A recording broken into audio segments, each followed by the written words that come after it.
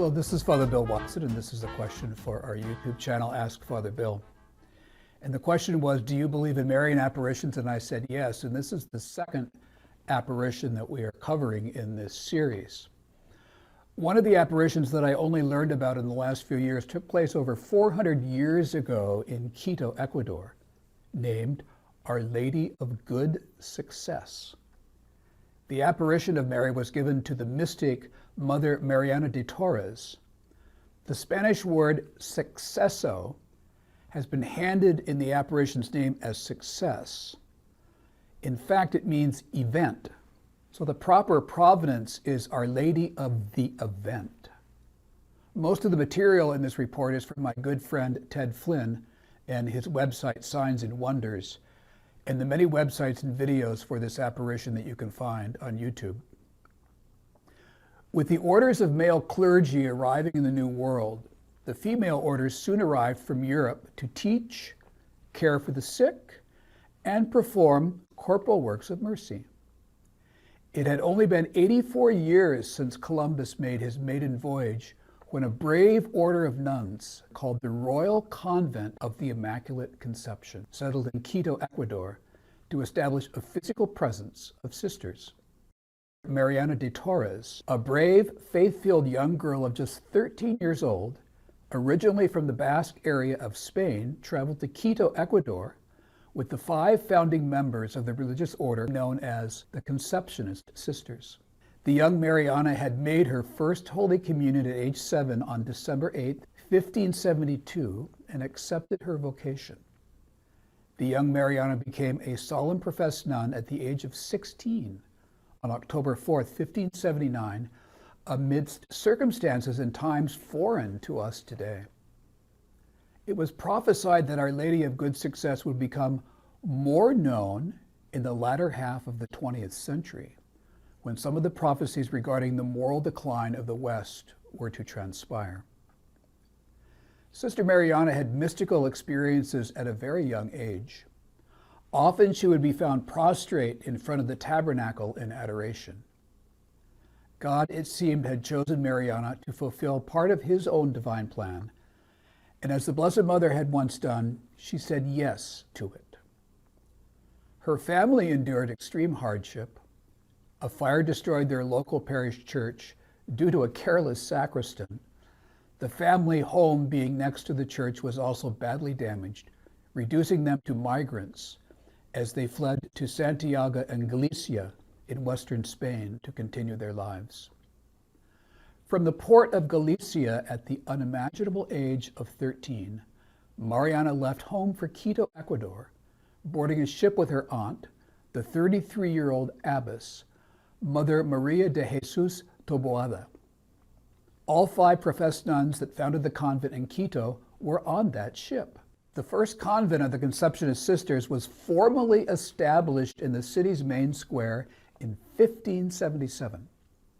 Due to her age, for several years she was under the care of her aunt, doing simple manual chores while living the monastic life.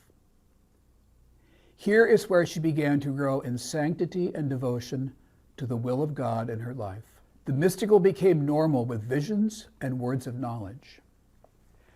In 1582, and only 18 years of age, the Blessed Mother appeared to the young Mariana and asked if she would be willing to offer her life for the sins of the 20th century, in particular for the sins of heresy, blasphemy, and impurity. She acquiesced, and as the Lord told her upon departure to the New World, she would have much sufferings.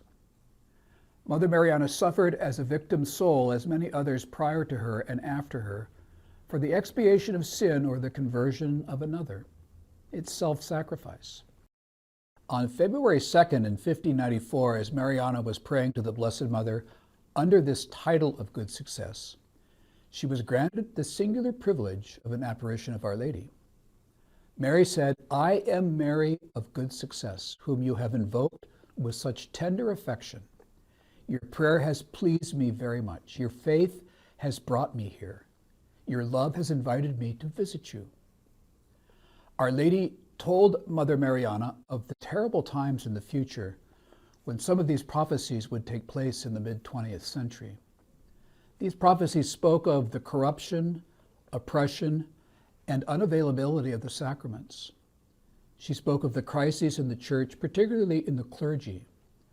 The messages sound shocking to the modern ear. To read them, follow the link to Ted Flynn's article below and also those of the video of Dr. Robert Haddad. On January 16, 1599, Our Lady of Good Success requested a statue to be made of her likeness, stating, "Now I ask and command you to have a statue to be made for the consolation and preservation of my convent, and for those faithful souls of the epoch during which there will be a great devotion to me. For I am the Queen of Heaven. Under many invocations, with the making of this statue, I will favor not only my convent, but also the people of Quito, and all the people throughout the centuries." Our Lady of Good Success also told Sister Mariana that this statue was to be made for these reasons. First, so that men in the future might realize how powerful I am in placating divine justice and obtaining mercy and pardon for every sinner who comes to me with a contrite heart. For I am the Mother of Mercy, and in me there is only goodness and love. And second, when tribulations of spirit and sufferings of the body oppress them, and they seem to be drowning in this bottomless sea, let them gaze at my holy image, and I will always be there ready to listen to their cries and to soothe their pain. Tell them that they should always run to their mother with confidence and with love. Years later, in her final testament, Mother Mariana commented about a supernatural incident that occurred as the statue commissioned by Our Lady was being completed. She wrote, "As you know, Our Lady has always graced me with her motherly care and tenderness. She commanded me to have a statue made. It was made by a man of God, Francesco de Castillo, who already enjoys God in heaven.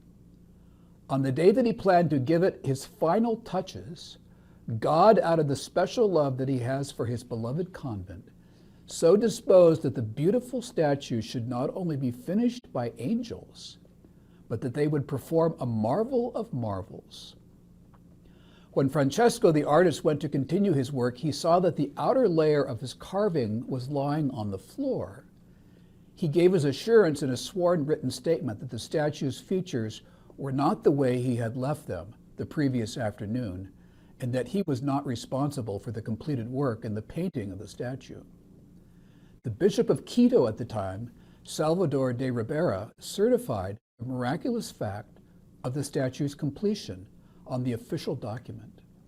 One can see echoes of the supernatural nature of the statue's provenance, like that of Juan Diego's tilma of the Virgin of Guadalupe. Many of the prophecies of Our Lady of Good Success have already been fulfilled in the 19th century. She prophesied the proclamation of the dogmas of the Immaculate Conception in 1855 and papal infallibility that Pope Pius IX declared in the First Vatican Council in 1869. Mariana also prophesied the consecration of Ecuador to the Sacred Heart of Jesus and the martyrdom of one of Ecuador's presidents who she said would be truly Christian. The president to whom the Virgin Mary referred was, without a doubt, Gabriel Garcia Moreno, a man of great faith and convictions. He pulled his country out of the moral and material poverty in which it found itself. It's reported that Gabriel Garcia Moreno generated some animosity with his friendship toward the Society of Jesus. During a period of exile, he helped some displaced Jesuits from Germany find refuge in Ecuador. He had also advocated legislation that would outlaw secret societies, something that President John F. Kennedy warned Americans against in a now famous speech from 1961. The link to Kennedy's speech is in the notes below the video. Moreno was also one of the only national leaders to defend Pope Pius IX against the loss of the Papal States. Pius IX, who had also declared the doctrine of the Immaculate Conception on her feast day, issued the infamous Syllabus of Errors, pointing out 10 condemned propositions of the Enlightenment, such as trends in social morality, theology, and philosophy. Moreno made Ecuador the first country to be consecrated to the Sacred Heart of Jesus. He was, according to Mariana's prophecy, almost 200 years earlier, assassinated in the city square outside the convent of the Conceptionist Sisters. On January 16, 1635, surrounded by her community and her Franciscan confessors, Mother Mariana made a solemn profession of faith and then asked, as a last favor, to die on the ground in imitation of her seraphic father, St. Francis of Assisi. After receiving Holy Communion and the sacrament of extreme unction, she foretold the exact hour of her death at 3 p.m. And at her end, she turned to the priests, "My fathers and sisters, the time has come for me to depart the world. Recommend my soul to God with the appropriate prayers. I thank you for everything. I die as I was born, joyously and peacefully, in the arms of my mother, the Seraphic Order." 2 tears, it's reported, rolled down her cheek. She sighed and passed away. She was 72 years old. After her death, it is reported that her body became flexible, her complexion rosy, and the charming smile on her face gave every appearance of being alive. It's reported that the sight of a blind girl was restored when a flower that came from the crown that encircled Sister Mariana's head was touched to her eyes. In 1906, her body was exhumed from its convent sarcophagus, and the body was found to be incorrupt. So finally, it's due to the spiritual charisms of Mariana de Torres and the apparitions of Our Lady of Good Success that is known today. Our Lady of Good Success has been approved by the bishops of Quito, Ecuador, since February 2nd, 1611. It was the 8th Bishop of Quito, Salvador de Ribera, that blessed the Miraculous statue and approved her apparitions. Every February 2nd for the last 411 years, the people of Quito and all of Ecuador celebrate her feast day. In 1991, the Bishop of Quito proclaimed the convent church a Marian sanctuary. Again, one of the most unusual features of this apparition is the future-oriented nature of the predictions given to Mariana de Torres that turned out to be accurate. We can see in this the role the Blessed Mother plays in trying to help people of the world decipher, in confusing times, truth from falsehood. Our Lady of Good Success, pray for us, and I hope that helps.